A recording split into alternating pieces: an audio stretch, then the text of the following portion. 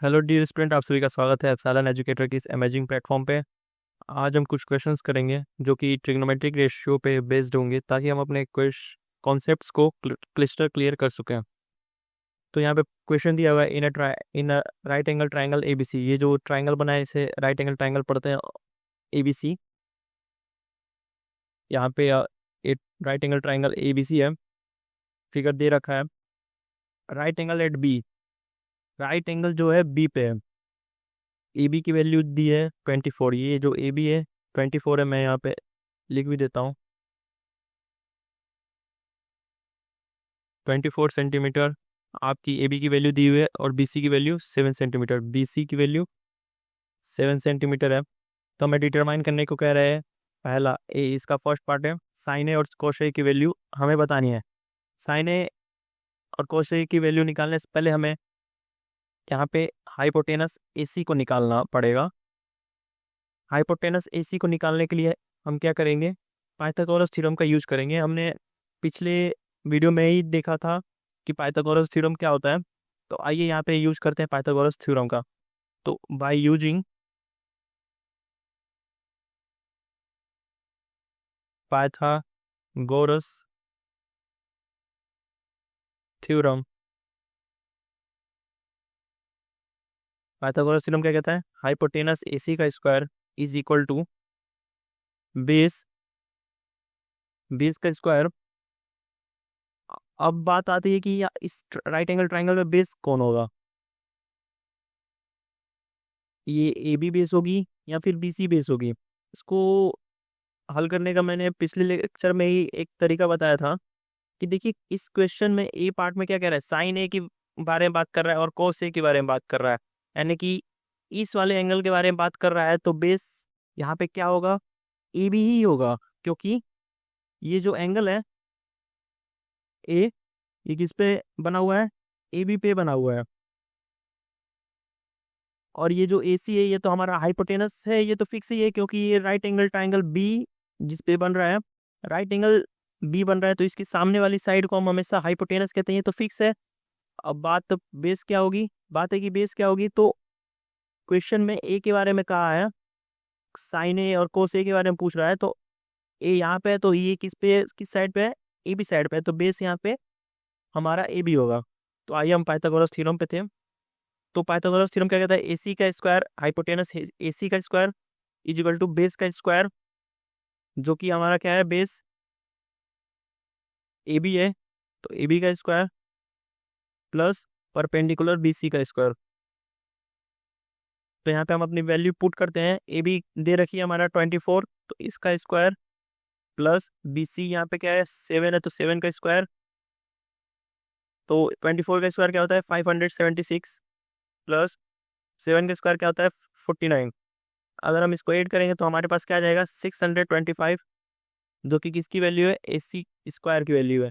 तो ए सी की वैल्यू क्या आ जाएगी 25। आई होप आप इस तरह के इक्वेशन को सॉल्व करना जानते होंगे। तो हमारे पास ए सी की वैल्यू आ गई है, तो हमारे पास तीनों साइड्स की वैल्यू आ चुकी है। ए सी हमारा 25 है, पी ए पी हमारा क्या है 24 सेंटीमीटर है। ये 25 सेंटीमीटर ही आएगा, ये भी इसको मैं अच्छे से यहाँ पे लिख सकता हूँ, क्योंकि सभी सेंटीमीटर आते ये भी सेंटीमीटर ही में ही आएगा। और ए बी की वैल्यू भी है दी रखी है, और बी सी की वैल्यू भी क्या है हमारे पास 7 सेंटीमीटर। तो हमारे तीनों साइड्स की वैल्यू आ गई है। तो अब देखते हैं क्वेश्चन क्या पूछ रहा है। क्वेश्चन में साइन ए के बारे में पूछ रहा है। तो आगे नेक्स्ट स्लाइड पे हमारे आ गए हैं। तो साइन ए बराबर क्या होता है, आई होप आपने ट्रिग्नोमेट्रिक रेशियो याद कर लिया होगा। साइन ए क्या होता है, परपेंडिकुलर, मैं पूरा स्पेलिंग नहीं लिखूंगा, शॉर्ट फॉर्म में लिखूंगा, परपेंडिकुलर अपॉन हाइपोटेनस। तो हमारा परपेंडिकुलर यहाँ पे कौन है, बी सी है, जिसकी वैल्यू क्या है 7। तो इसकी वैल्यू मैं यहाँ पे रख दूंगा 7। और हाइपोटेनस कितना है मेरा, हाइपोटेनस मैंने अभी निकाला ए सी जो है 25 अपॉन 25। और आप सोच रहे होंगे कि सर ये परपेंडिकुलर तो 7 सेंटीमीटर होगा और ये हाइपोटेनस तो 25 सेंटीमीटर होगा। तो आप सही सोच रहे हैं, लेकिन यहाँ पे जो सेंटीमीटर से सेंटीमीटर कट जाता है, क्योंकि ये डिवीजन में है। 7 सेंटीमीटर अपॉन 25 सेंटीमीटर। तो इस तरह से ये जो यूनिट होते हैं इस तरह से अगर डिवीजन में हो तो कट जाते हैं, तो यहाँ से कट जाएंगे, तो तब भी हमारे पास क्या आया, केवल 7/25। इसीलिए हम डायरेक्ट यहाँ पे 7/25 लिख सकते हैं। इसी तरह से हम नेक्स्ट एक और इसी में दिया हुआ था कॉस ए की वैल्यू। कॉस ए क्या होता है, आई होप आपने याद किया हो, मैं यहाँ पे लिख रहा हूँ, बेस अपॉन हाइपोटेनस। तो हमारा बेस कितना दिया हुआ है, बेस है हमारा ए बी जो कि 24 है, और हाइपोटेनस क्या है 25। इस तरह से हम निकालते हैं, इन तरह के क्वेश्चंस को हम सॉल्व करते हैं। इस तरह के क्वेश्चन को सॉल्व करना आप कर सकते हैं इसी तरह से। हमारे पास दूसरा क्वेश्चन दिया हुआ है, if sine A is equal to 3/4 then calculates cos A and tan A. Question में कह रहा है कि अगर साइन ए 3/4 है, तो क्वेश्चन के साथ ही एक फिगर भी दिया हुआ है, एक राइट एंगल ट्राइंगल है ए बी सी, और राइट एंगल बन रहा है आपका बी पर, और इस क्वेश्चन में आप एंगल ए के बारे में बात की जा रही है, cos A, ten A, sign है, तो आप समझ सकते हैं कि इसमें बेस कौन होगा और परपेंडिकुलर कौन सा होगा। क्वेश्चन में इस एंगल ए के बारे में बात की जा रही है, तो आपका ये जो होगा ये बेस हो जाएगा, और ये परपेंडिकुलर, ये तो आपका ऑलवेज हाइपोटेनस ही रहेगा, क्योंकि ये राइट एंगल 90 डिग्री के सामने वाली साइड है। तो हमारे पास क्वेश्चन में क्या दिया हुआ है, हम लिख लेते हैं सॉल्यूशन में। For angle A V have base, base कौन सा होगा एंगल ए के लिए, ए बी। परपेंडिकुलर कौन सा होगा, ये मैं डिटेल सॉल्यूशन बता रहा हूँ। अगर ये क्वेश्चन अगर 2 या 3 नंबर में आ जाता है तो आप किस प्रकार से स्टेप बाय स्टेप करके लिखेंगे। अगर ये एमसीक्यू टाइप में आ जाता है तो आप डायरेक्ट ही क्वेश्चन सॉल्व करेंगे, ये सब लिखने की कोई जरूरत नहीं है। लेकिन अगर आप स्टेप बाय स्टेप लिखना हो तो किस प्रकार से लिखेंगे, इसका मैं डिस्कस कर रहा हूँ। तो यहाँ पे परपेंडिकुलर क्या होगा, BC, और आपकी हाइपोटेनस क्या होगी, AC। तो साइन ए बराबर क्या दिया हुआ है, साइन ए बराबर होता क्या है वैसे, साइन ए होता है परपेंडिकुलर अपॉन हाइपोटेनस, जो कि इस क्वेश्चन में परपेंडिकुलर कौन है, BC है, और हाइपोटेनस क्या है, AC। जो कि ये जो साइन है कर क्वेश्चन में कितना वैल्यू दिया हुआ है, 3/4, तो 3/4 हम लिख लेंगे। ठीक है, ये क्वेश्चन दिया हुआ है। अब बात आती है कि सर BC की वैल्यू क्या होगी। आप सोच रहे होंगे कि सर BC तो डायरेक्ट यहाँ पे निकल तो गया 3, और AC हमारे पास आ गया 4। लेकिन रुकिए जरा, अगर ये जो 3/4 है, ये क्या है, सिंपलेस्ट फॉर्म पे अपने, ये 3/4 क्या, पहले ये इस प्रकार भी हो सकता था 15/20, इसको काट के हम 3/4 लिखते हैं, तब भी तो ये 3/4 आ रहा है। या तो ये 45/60 भी हो सकता था, तब भी तो इसको हम 15 से काटेंगे, 15 से काटेंगे तो 15×3 = 45 और 15×4 = 60, तब भी ये 3/4 आ रहा है। तो ये BC/AC इज इक्वल टू 3/4 है, तो ये रेशियो में है। ये अगर BC/AC की, अगर हम कुछ समय के लिए BC/AC को 3/4 नहीं लेते हैं, 15/20 लेते हैं, अगर मान लेते हैं, तब भी तो ये कट के 3/4 ही आएगा। अगर ये BC/AC का ये जो रेशियो है, ये 45/60 होता, तब भी तो ये 15 से कट कर 3/4 ही आता। तो हम डायरेक्टली ऐसा नहीं कह सकते हैं, तब तो BC की वैल्यू 45 हो जाएगी, और 60 की वैल्यू क्या हो जाएगी इस केस में, AC की वैल्यू क्या हो जाएगी 60। तो हम इस तरह से डायरेक्टली नहीं कह सकते हैं कि BC की वैल्यू क्या होगी 3 होगी या फिर AC की वैल्यू 4 होगी।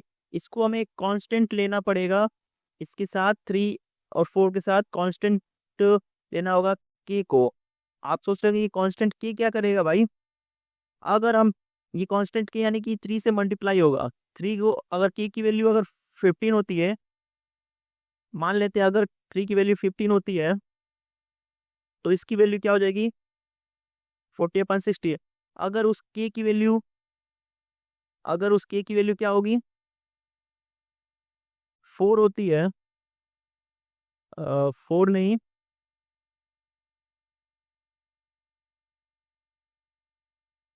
5 होती है, तो ये हमारा क्या आ जाएगा? 15/20। तो यहाँ पे K की वैल्यू कुछ भी हो सकती है।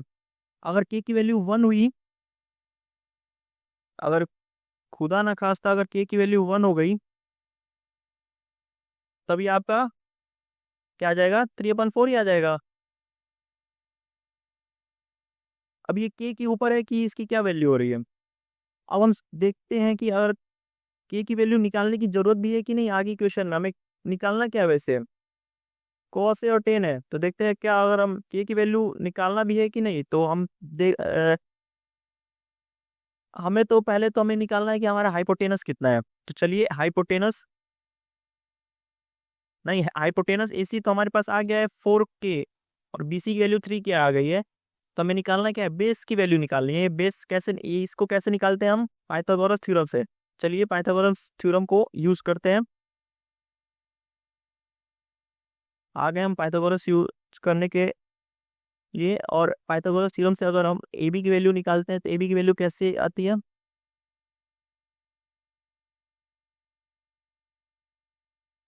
AC का स्क्वायर माइनस BC का स्क्वायर। AC की वैल्यू कितनी दी हुई है? 4K स्क्वायर माइनस BC कितना दिया हुआ है? 3K। और फिर अगर हम इसे सॉल्व करते हैं तो यहाँ पे आ जाता है 16K square minus 9K square. और फिर अगर इसे हम फर्दर सॉल्व करते हैं तो हमारे पास आ जाता है 7K स्क्वायर। और फिर अगर हम इसे सॉल्व करते हैं तो हमारे पास क्या आता है? √7K। K स्क्वायर रूट से बाहर आ जाएगा और 7 तो रूट में ही रहेगा, तो √7K। तो हमारे पास बेस की वैल्यू क्या आ गई? √7K। That implies AB is equal to base AB is equal to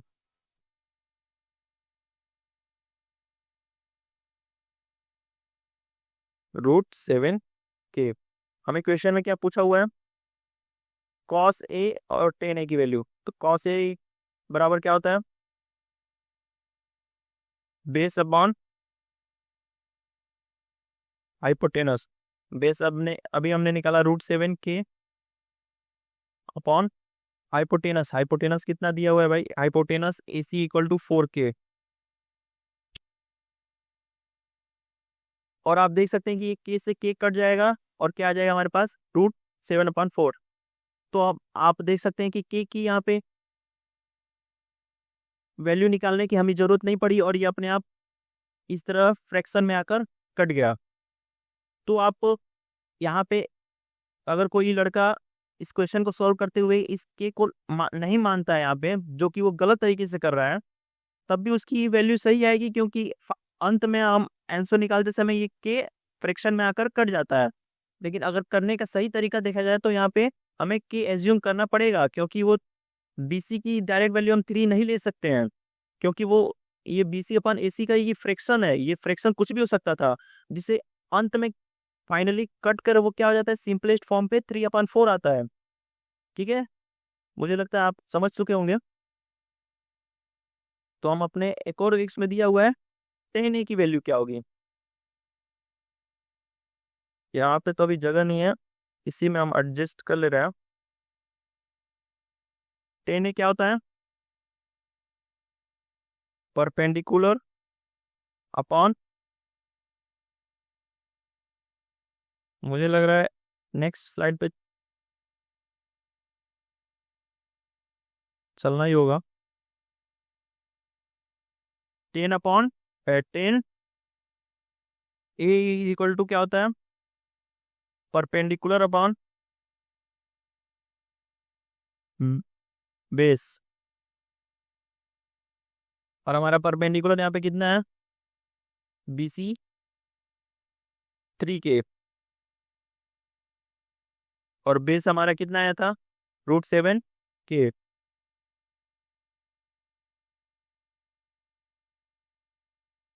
और फिर यहाँ पे आप फाइनली देख सकते हैं कि ये भी फ्रैक्शन में आकर K कट गया है, और 10A की वैल्यू क्या आ गई, √7। अगर ये क्वेश्चन MCQ टाइप में आ जाता है तो आप डायरेक्टली यहाँ पे सीधे ये सब लिखने की कोई जरूरत नहीं, पाइथागोरस यूज करेंगे, बेस निकालेंगे और सीधे BC को 3 इक्वल मान लेंगे और AC को 4 के इक्वल मान लेंगे, और इस तरह से cos A का फॉर्मूला लगा के बेस अपॉन हाइपोटेनस लगा के इस तरह से √7/4 आराम से लिख सकते हैं, और 10A की वैल्यू भी आप इस तरह से निकाल सकते हैं। लेकिन स्टेप बाय स्टेप करने के लिए आपको ये सब लिखना पड़ेगा, और तभी आपको एग्जामिनेशन में नंबर नहीं मिलेंगे। आई होप आप ये क्वेश्चन भी समझ चुके हैं। तो चलते हैं, मिलते हैं अगले वीडियो में। थैंक्स फॉर वॉचिंग, और ऐसे ही इंटरेस्टिंग वीडियो देखने के लिए आप चैनल भी विजिट कर सकते हैं। Thank you.